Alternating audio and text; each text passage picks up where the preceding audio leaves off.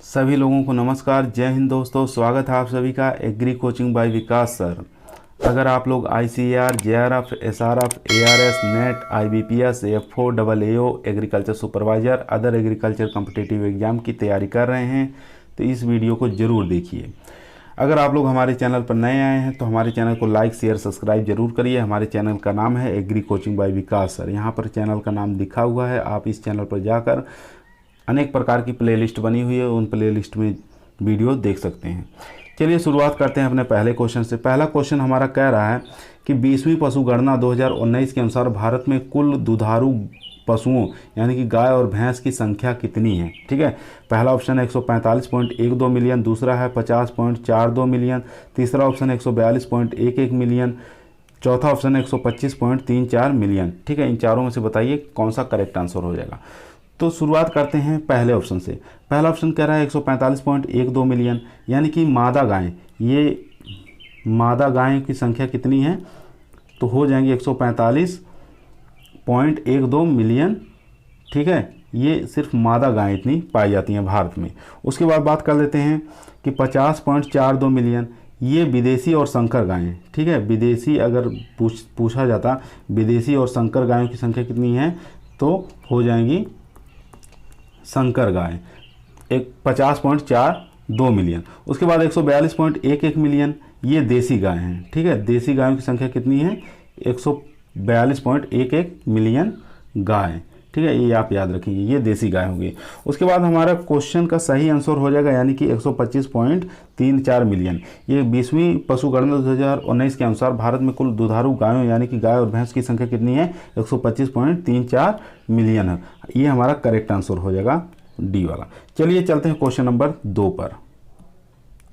चलिए question number 2। Question number 2 काफ़ी अच्छा लाजवाब क्वेश्चन है। पूछ रहा है दूध में चीनी की मिलावट पर दूध में क्या परिवर्तन होता है। ठीक है, अगर आप दूध है, दूध के अंदर क्या है चीनी की मिलावट की गई है तो कैसे पता करेंगे या किस प्रकार का उसका कलर हो जाएगा। जब परीक्षण करेंगे, जांच करेंगे तो उसका कलर आपको बताना है किस प्रकार का हो जाता है। ठीक है, पहला ऑप्शन है गहरा नीला हो जाएगा, दूसरा ऑप्शन है ईंट के समान लाल हो जाएगा, तीसरा ऑप्शन है बैंगनी हो जाएगा, चौथा ऑप्शन है गहरा पीला हो जाएगा। तो बात कर लेते हैं पहला ऑप्शन की, गहरा नीला। गहरा नीला तब होगा जब दूध के अंदर ग्लूकोज की मिलावट की जाती है। ठीक है, जब दूध के अंदर ग्लूकोज की मिलावट की जाती है तो उसका कलर गहरा नीला हो जाता है। अगर बात कर लेते हैं अगर दूध के अंदर चीनी की मिलावट की जाती है तो ईंट के समान लाल रंग हो जाता है। ठीक है, ईंट के समान लाल रंग हो जाता है यानी कि सेकंड ऑप्शन हमारा करेक्ट आंसर हो जाएगा। उसके बाद बात कर लेते हैं बैंगनी रंग। बैंगनी रंग तब होता है जब दूध के अंदर फार्मेलिन मिलाया जाता है। ठीक है, दूध के अंदर क्या मिलाया जाता है फार्मेलिन मिलाया जाता है तो दूध का रंग कैसा हो जाता है बैंगनी नीला हो जाता है। ठीक है, अगर दूध के अंदर यूरिया मिलाया जाता है तो कैसा कलर हो जाता है तो गहरा पीला हो जाता है। ठीक है, ये आप याद रखेंगे, दूध के अंदर अगर यूरिया मिलाया जाता है तो गहरा पीला कलर हो जाएगा। तो हमारे क्वेश्चन का सही आंसर हो जाएगा यानी कि ईंट के समान लाल रंग हो जाएगा। चलिए चलते हैं क्वेश्चन नंबर 3 पर। चलिए क्वेश्चन नंबर 3 कह रहा है सफ़ेद लट किस फसल का एक प्रमुख कीट है। ठीक है, आपको बताना है सफ़ेद लट, यहाँ देख सकते हैं ये सफ़ेद लट होती है, मृदा के अंदर पाया जाता है। ठीक है, तो ये आपको बताना है सफ़ेद लट जो होता है किस प्रकार की फसल का प्रमुख कीट है। मक्का का है, मूंगफली का है, ज्वार का है या चना का है। इन चारों में से बताइए कौन सा करेक्ट आंसर हो जाएगा। तो सफ़ेद लट जो होती है ये प्रमुख कीट किसकी है मूँगफली की है। ठीक है, तो सेकेंड ऑप्शन एकदम करेक्ट आंसर हो जाएगा मूँगफली की। मक्का की प्रमुख कीट कौन सा होता है तना मक्खी। ठीक है, कौन सी मक्खी तना मक्खी, ये हो जाएगा मक्का का प्रमुख कीट। उसके बाद ज्वार की बात कर लेते हैं। ज्वार का तना मक्खी, ये भी तना मक्खी जो होता है ये भी ज्वार का प्रमुख कीट माना जाता है। ठीक है, और चने के बारे में जानते हैं, चने का प्रमुख कीट कौन सा होता है फली छेदक। ठीक है, फली छेदक किसका प्रमुख कीट है ये चने का हो जाएगा। ठीक है, इसका जो ये सफ़ेद लट है इसका वैज्ञानिक नाम होता है होलोट्रिकिया कॉन्सिगुनिया। ठीक है, इसका वैज्ञानिक नाम होता है सफ़ेद लट का होलोट्रिकिया कॉन्सिगुनिया। ये मूंगफली का प्रमुख कीट माना जाता है सफ़ेद लट। चलिए चलते हैं क्वेश्चन नंबर 4 पर। क्वेश्चन नंबर 4 काफ़ी लाजवाब क्वेश्चन है। विश्व प्रसिद्ध भैंसा युवराज किस नस्ल का है। ठीक है, आपको बताना है विश्व प्रसिद्ध जो भैंसा है जिसका नाम युवराज रखा गया है। ठीक है, ये आपको बताना है किस नस्ल का है। ठीक है, पहला ऑप्शन है जाफराबादी, दूसरा है मुर्रा, तीसरा है महसाना, चौथा ऑप्शन है सूरती। इन चारों में से बताइए युवराज जो भैंसा है ये किस नस्ल का है। ठीक है, तो इसका करेक्ट आंसर हो जाएगा यानी कि ये मुर्रा नस्ल का भैंसा है। ठीक है, ये सेकंड वाला करेक्ट आंसर हो जाएगा, मुर्रा नस्ल। यहाँ पे देख सकते हैं ये जो नस्ल है ये इसका नाम है युवराज, ठीक है, युवराज भैंसा का नाम है। इसकी पिछली बार जो बोली लगी थी वो 9 करोड़ की रुपए लगी थी, ठीक है, 9 करोड़ रुपए की बोली लगी थी पिछली बार जो है, और ये 8 साल का है, और कम से कम ये जान लीजिए इसका वेट जो है कितना है, 1500 किलोग्राम है, ठीक है, इसका वेट कितना है, 1500 किलोग्राम है। ये काजू बादाम वगैरह सब चीज़ इसको खिलाया जाता है और पूरे विश्व प्रसिद्ध भैंसा है ये, इसका नाम युवराज रखा गया है। चलिए क्वेश्चन नंबर चलते हैं 5 पर। क्वेश्चन नंबर 5 कह रहा है इकाइनोक्लोवा फ्रेमेंटेसिया वनस्पति नाम है, ठीक है, आपको बताना है इकाइनोक्लोवा फ्रेमेंटेसिया वनस्पति का नाम किसका है, बॉटनिकल नेम किसका है, बाजरा का है, रागी का है, सामा का है या ज्वार का है, इन चारों में से बताइए किसका ये वैज्ञानिक नाम है। बात कर लेते हैं बाजरा का। बाजरा का वैज्ञानिक नाम क्या होता है, पेनिसेटम ग्लूकम होता है, ठीक है, ये आप याद रखेंगे, बाजरा का वैज्ञानिक नाम क्या होता है, पेनिसेटम ग्लूकम होता है। और रागी का वैज्ञानिक नाम क्या होता है, रागी का इलुसिया पोरेमेन, ठीक है, इलुसिना पोरेमेन इसका वैज्ञानिक नाम होता है। और सामा का वैज्ञानिक नाम क्या होता है, इकाइनोक्लोवा फ्रेमेंटेसिया, ठीक है, जो यहाँ पे पूछा है ऑप्शन में कि इकाइनोक्लोवा फ्रेमेंटेसिया किसका वैज्ञानिक नाम है, तो ये सामा का हो जाएगा, यानी कि थर्ड ऑप्शन एकदम करेक्ट आंसर हो जाएगा। तो ज्वार के बारे में जानते हैं, ज्वार का वैज्ञानिक नाम क्या होता है, सोरगम बाइकलर होता है, ठीक है, ज्वार का वैज्ञानिक नाम क्या होता है, सोरगम बाइकलर होता है। तो हमारे क्वेश्चन का करेक्ट आंसर हो जाएगा सामा, ठीक है। चलिए क्वेश्चन नंबर चलते हैं 6 पर। चलिए क्वेश्चन नंबर 6 काफ़ी अच्छा लाजवाब क्वेश्चन है। यदि दूध में से लैक्टोज निकाल ली जाए तो कौन सी क्रिया प्रभावित होगी, ठीक है, आपको बताना है कि यदि दूध के अंदर लैक्टोज की मात्रा निकाल ली जाती है तो कौन सी क्रिया प्रभावित होगी। पहला ऑप्शन है सूक्ष्म जीवाणुओं की वृद्धि कम हो जाएगी, दूसरा ऑप्शन है दूध से दही नहीं बनेगा, तीसरा ऑप्शन दूध का मीठापन नहीं होगा, चौथा ऑप्शन है उपरोक्त सभी। तो पहले ऑप्शन की बात कर लेते हैं, सूक्ष्म जीवाणुओं की वृद्धि कम होगी, जी एकदम सही है।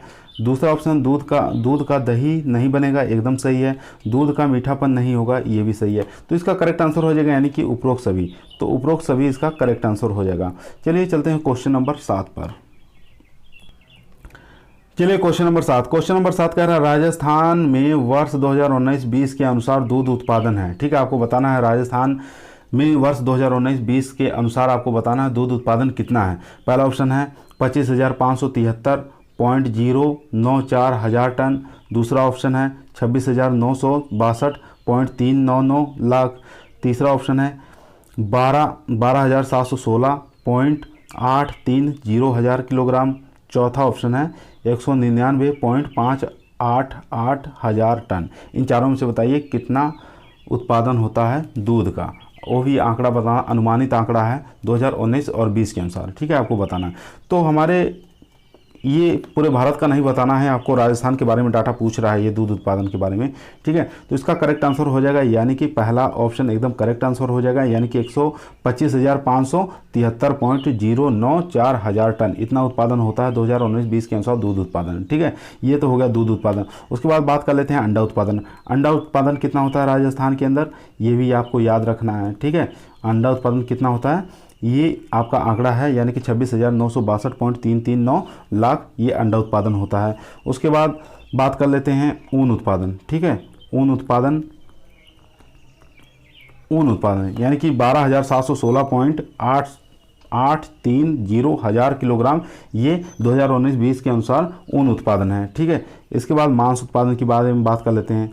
मांस उत्पादन चौथा ऑप्शन जो है हमारा मांस उत्पादन के बारे में है, ठीक है। मांस उत्पादन कितना हुआ था 2019-20 के अनुसार 199.588 हजार टन, ठीक है, इतना ये मांस उत्पादन हुआ था, ये आपको याद रखना है। ये राजस्थान का पूरा डाटा है, इसको जो कि अंडा उत्पादन में भी काफ़ी अच्छा भूमिका निभाता है राजस्थान, और ऊन उत्पादन मांस उत्पादन में है ही है, ठीक है। तो ये आंकड़े आपको याद रखना है। चलिए चलते हैं क्वेश्चन नंबर 8 पर।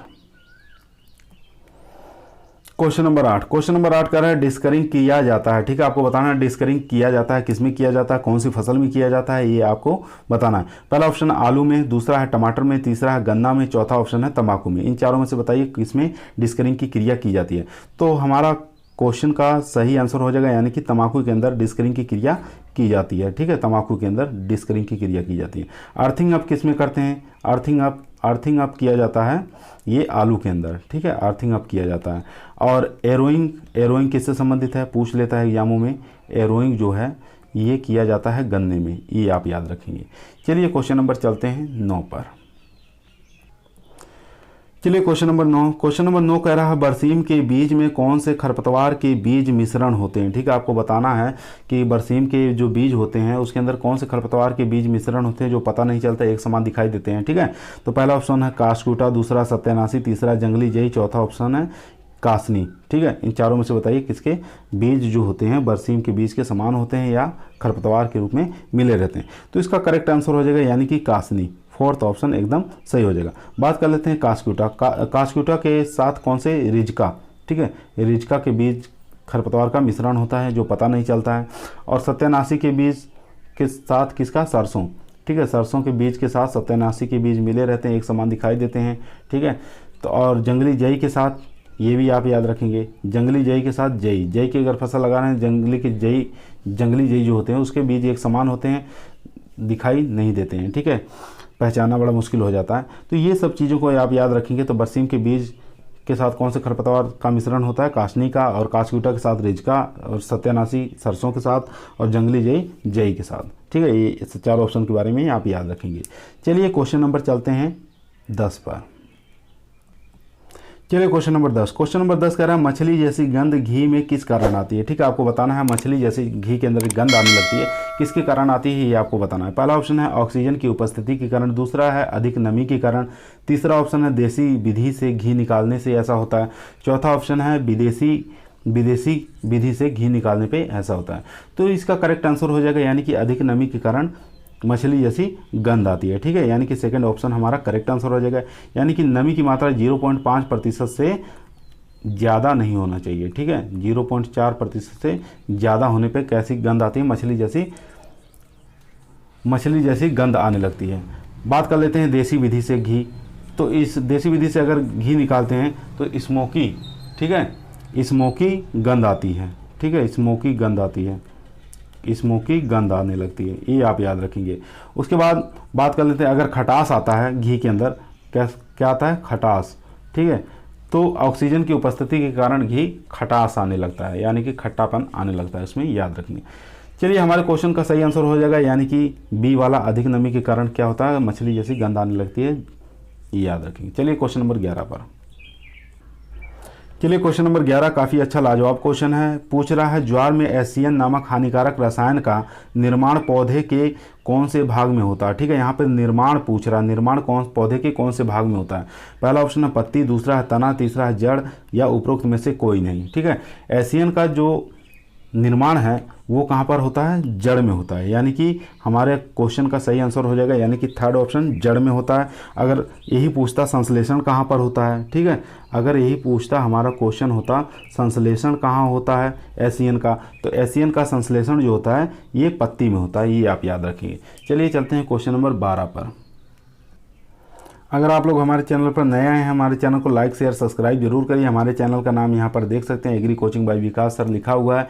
इस चैनल पर जाकर अनेक प्रकार की प्लेलिस्ट बनी हुई है, हॉर्टिकल्चर, एग्रोनॉमी, एनिमल हस्बेंड्री, प्रत्येक प्रकार की प्लेलिस्ट बनी हुई है। उन प्लेलिस्ट पर जाकर सभी वीडियो आप देख सकते हैं। चलिए चलते हैं क्वेश्चन नंबर 12 पर। क्वेश्चन नंबर 12 कह रहा है एक लिंगाश्रयी प्रकार का लिंग किसमें पाया जाता है। एक लिंगाश्रयी मतलब इसको डायोसियस कहा जाता है। क्या कहते हैं, डायोसियस कहा जाता है, ये आप याद रखेंगे। एक लिंगाश्रयी को डायोसियस कहते हैं और मोनोसियस कहते हैं द्विलिंगी को। ठीक है, तो यहाँ पे पूछ रहा है एक लिंगाश्रयी प्रकार का लिंग किसमें पाया जाता है, यानी कि डायोसियस प्रकार के किसमें पाया जाता है, कौन से फल में पाया जाता है। तो पहला ऑप्शन है पपीता, दूसरा है आंवला, तीसरा आम, चौथा है कुकुरबिट्स। तो एक लिंगाश्रयी प्रकार के लिंग किसमें पाया जाता है, पपीता में पाया जाता है। ठीक है, इसलिए उसमें 10:1 रखा जाता है, यानी कि 10 अनुपात अगर 10 पौधे अगर फीमेल के लगे हैं तो एक पौधे नर की आवश्यकता होती है। तो पहला ऑप्शन हमारा करेक्ट आंसर हो जाएगा। बाकी आंवला हो गया और आम हो गया और ये कुकुरबिट्स हो गए, ये तीनों प्रकार के जो होते हैं ये मोनोसियस होते हैं। ठीक है, मोनोसियस होते हैं, ये आप याद रखेंगे। चलिए क्वेश्चन नंबर चलते हैं 13 पर। क्वेश्चन नंबर 13 का दूध को 4 डिग्री सेंटीग्रेड पर ठंडा रखने को क्या कहते हैं। ठीक है, अगर ये टैंक है इसके अंदर 4 डिग्री सेंटीग्रेड तापमान पर ठंडा करते हैं तो उस विधि को क्या कहते हैं? पाश्चुरीकरण कहते हैं, या निर्जमीकरण कहते हैं, या समांगीकरण कहते हैं, या अवशीतन कहते हैं। ठीक है, जैसे नाम से ही पता चलता है उसको क्या कहते हैं? अवशीतन कहते हैं, यानी कि फोर्थ ऑप्शन एकदम करेक्ट आंसर हो जाएगा। ठीक है, अवशीतन कहा जाता है। पाश्चुरीकरण और निर्जमीकरण, ठीक है, पाश्चुरीकरण और निर्जमीकरण ये दोनों इस गर्म विधि है। ठीक है, इनको गर्म किया जाता है 105 डिग्री या 110 डिग्री सेंटीग्रेड फ़ारेनहाइट पे इनको दूध को गर्म किया जाता है, ये आप याद रखेंगे। ठीक है, और समांगीकरण यानी कि दूध के जो कण होते हैं इनको बारीक कर देना, यानी कि एक समान कर देना, उनके कणों को तोड़ना, उसको क्या कहते हैं? समांगीकरण कहा जाता है। ठीक है, अवशीतन मतलब दूध को 4 डिग्री सेंटीग्रेड तापमान पर ठंडा करना अवशीतन कहलाता है, यानी कि इससे क्या होता है? दूध 10 से लेकर 12 घंटे तक इसको हम सुरक्षित रख सकते हैं। ठीक है, 10 से 12 घंटे तक इसको दूध को हम सुरक्षित रख सकते हैं। अगर बात करें जीवाणुओं की वृद्धि कब होती है, कितने डिग्री सेंटीग्रेड तापमान पर जीवाणुओं की वृद्धि अधिक होती है दूध में, तो 10 से 40 डिग्री सेंटीग्रेड तापमान पर जीवाणुओं की वृद्धि अधिक तेजी से होता है दूध में, ये आप याद रखेंगे। चलिए चलते हैं क्वेश्चन नंबर 14 पर। क्वेश्चन नंबर 14 कह रहा है तंबाकू की राख का रंग हमेशा होता है। ठीक है, आपको बताना किस कलर में ये जो तंबाकू की राख है ये आपको बताना किस कलर में होती है। पीला होता है, सफ़ेद होता है, हरा होता है, नीला होता है। ठीक है, तो इसका करेक्ट आंसर हो जाएगा, यानी कि ये इसका रंग हमेशा सफ़ेद होता है। ठीक है, यानी फर्स्ट ऑप्शन एकदम करेक्ट आंसर हो जाएगा। चलिए चलते हैं क्वेश्चन नंबर 15 पर। क्वेश्चन नंबर 15 कह रहा है केले में पुष्पक्रम किस प्रकार का होता है। ठीक है, आपको बताना केले में जो पुष्पक्रम होता है उसके या पुष्पक्रम के प्रकार को क्या कहते हैं, केले के पुष्पक्रम का प्रकार क्या कहलाता है। ठीक है, कुछ भी आप समझ लीजिए। ठीक है, तो अम्बेल कहलाता है, कैटकिन कहलाता है, या स्पेडिक्स कहलाता है, या रेसिम कहलाता है। ठीक है, आपको बताना है केले का पुष्पक्रम क्या कहलाता है। तो पहले बात कर लेते हैं अम्बेल जो पुष्पक्रम होता है ये सिर्फ होता है गाजर में होता है। ठीक है, सौंफ में होता है। ठीक है, जीरा में होता है। इन प्रकार का गाजर, सौंफ और जीरा इनका जो पुष्पक्रम कहलाता है अम्बेल कहलाता है। ठीक है, उसके बाद बात कर लेते हैं कैटकिन जो पुष्पक्रम होता है ये पत्ता गोभी का होता है। ठीक है, किसका होता है? पत्ता गोभी का पुष्पक्रम किस प्रकार का होता है? कैटकिन टाइप्स का होता है। स्पेडिक्स हो जाएगा, ये केले के पुष्पक्रम किस प्रकार का होता है? स्पेडिक्स हो जाएगा, यानी कि हमारे क्वेश्चन का सही आंसर हो जाएगा स्पेडिक्स। रेसिम की बात कर लेते हैं। कुकुरबिट्स प्रकार की जितनी भी सब्जियां होती हैं उनका पुष्पक्रम का प्रकार क्या होता है? वो स्पेडिक्स टाइप का होता है, रेसिम टाइप का होता है। ठीक है, रेसिम टाइप्स का होता है। कुकुरबिट्स की जो सब्जियां होती हैं वो रेसिम प्रकार के पुष्पक्रम होते हैं, ये आप याद रखेंगे। चलिए चलते हैं क्वेश्चन नंबर 16 पर। क्वेश्चन नंबर 16 कह रहा है मक्खन में वसा प्रतिशत होता है। ठीक है, आपको बताना मक्खन के अंदर वसा की प्रतिशत कितनी पाई जाती है। पहला ऑप्शन है 20% से अधिक, दूसरा है 99% से अधिक, तीसरा ऑप्शन 60% से अधिक, चौथा ऑप्शन 80% से अधिक। ठीक है, आपको बताना मक्खन के अंदर वसा की प्रतिशत होती है। तो इसका करेक्ट आंसर हो जाएगा मक्खन के अंदर जो वसा पाई जाती है वो 80% से अधिक पाई जाती है, यानी कि फोर्थ ऑप्शन एकदम करेक्ट आंसर हो जाएगा। 20% से अधिक किस में पाई जाती है? ये पाई जाती है वसा क्रीम में। ठीक है, ये आप याद रखेंगे। 99% वसा ये पाई जाती है घी के अंदर, ये आप इसके बारे में आप जानते हैं। और प्लास्टिक क्रीम इसके अंदर जो वसा पाई जाती है 60% से अधिक पाई जाती है। ठीक है, कौन सी क्रीम? प्लास्टिक क्रीम, ये आप याद रखेंगे। चलिए चलते हैं क्वेश्चन नंबर 17 पर। क्वेश्चन नंबर 17 कह रहा है मूंगफली अनुसंधान निदेशालय स्थित है कहाँ पर? ठीक है, आपको बताना है मूंगफली अनुसंधान निदेशालय कहाँ पर स्थित है। बीकानेर में, जूनागढ़ में, लखनऊ में, या नागपुर में। ठीक है, इन चारों में से बताइए किस जगह पर स्थित है। तो ये बीकानेर डिस्ट्रिक्ट के अंदर जूनागढ़ स्थान पर स्थित है, यानी कि जूनागढ़। अगर यहाँ पे जूनागढ़ नहीं देता तो बीकानेर रहता। ठीक है, अगर यहाँ पे जूनागढ़ और बीकानेर दोनों दिया है तो आपका हो जाएगा करेक्ट जूनागढ़। ठीक है, बीकानेर डिस्ट्रिक्ट के अंदर जूनागढ़ स्थित है, यहाँ पर मूंगफली अनुसंधान निदेशालय स्थित है, ये आप याद रखेंगे। चलिए क्वेश्चन नंबर चलते हैं 18 पर। क्वेश्चन नंबर 18 कह रहा है गुलाब की पंखुड़ियों में लाल रंग किसकी उपस्थिति के कारण होता है? ठीक है, क्लोरोफिल के कारण, डेल्फिडीन के कारण, कैरोटीन के कारण, या एंथोसाइनिन के कारण। इन चारों में से बताइए गुलाब की जो पंखुड़ियाँ लाल रंग किसके कारण उपस्थित होता है। तो इसका करेक्ट आंसर हो जाएगा गुलाब की जो पंखुड़ियाँ होती हैं एंथोसाइनिन के कारण रेड कलर होती हैं। ठीक है, ये आप याद रखेंगे। कैरोटीन के कारण क्या होता है? गाजर का पीला रंग, ठीक है, दूध का पीला रंग, ये कैरोटीन के कारण ऐसा होता है। ठीक है, ये आप याद रखेंगे। चलिए क्वेश्चन नंबर चलते हैं 19 पर। क्वेश्चन नंबर 19 कह रहा खोआ जिसको मावा कहते हैं ये किस प्रकार का दुग्ध उत्पाद है? ठीक है, आपको बताना है खोआ या मावा किस प्रकार का दुग्ध उत्पाद है। स्कंदित है, संघनित है, शुष्क है या तरल है? इन चारों में से बताइए कौन सा करेक्ट आंसर हो जाएगा। तो करेक्ट आंसर हो जाएगा इसका, यानी खोआ और मावा किस प्रकार के होते हैं? संघनित होते हैं। ठीक है, तो सेकंड वाला एकदम करेक्ट आंसर। स्कंदित में क्या आएगा? स्कंदित पनीर आएगा। ठीक है, स्कंदित करके पनीर बनाई जाती है। यहाँ पे खोआ देख सकते हैं, ये खोआ है, ये किस प्रकार का होता है? संघनित उत्पाद होता है, जिसको कंसंट्रेट उत्पाद भी कहते हैं या आंशिक शुष्क पदार्थ भी कहा जाता है, ये भी याद रखेंगे। ठीक है, और शुष्क पदार्थ जो होता है ये दूध पाउडर होता है। दूध पाउडर को क्या कहते हैं? शुष्क पाउडर। ठीक है, पाउडर, ये शुष्क पाउडर हो जाएगा। उसके बाद तरल, तरल में क्या आएगा? दूध। दूध किस प्रकार का होता है? तरल होता है। ठीक है, ये आप याद रखेंगे। तो हमारे क्वेश्चन का सही आंसर हो जाएगा यानी कि संघनित। चलिए क्वेश्चन नंबर चलते हैं 20 पर।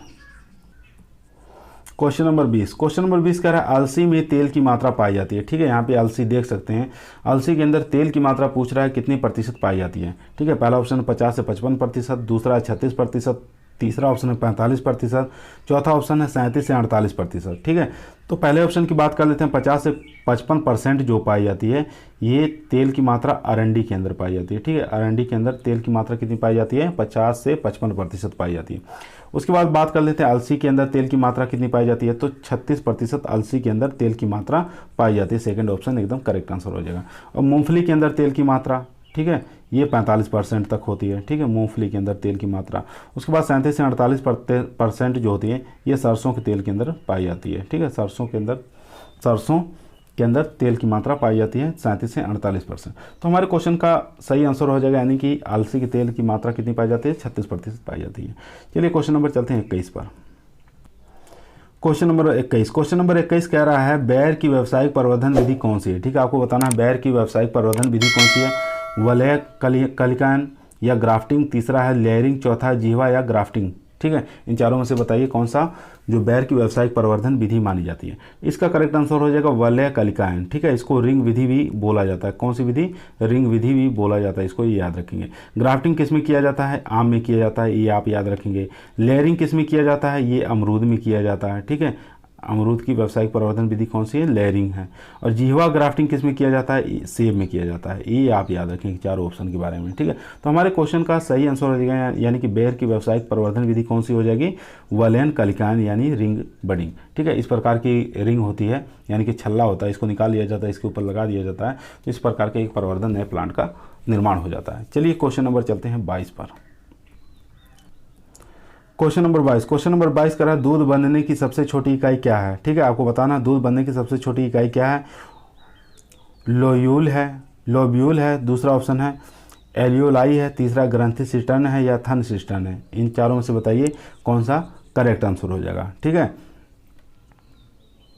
तो इसका करेक्ट आंसर हो जाएगा एल्वोलाई। ठीक है, दूध बनने की सबसे छोटी इकाई क्या कहलाती है? एल्वोलाई कहलाती है। इसको हिंदी में क्या कहते हैं? कूपिका कहते हैं। ठीक है, इसको हिंदी में क्या कहते हैं? कूपिका कहा जाता है, ये याद रखेंगे।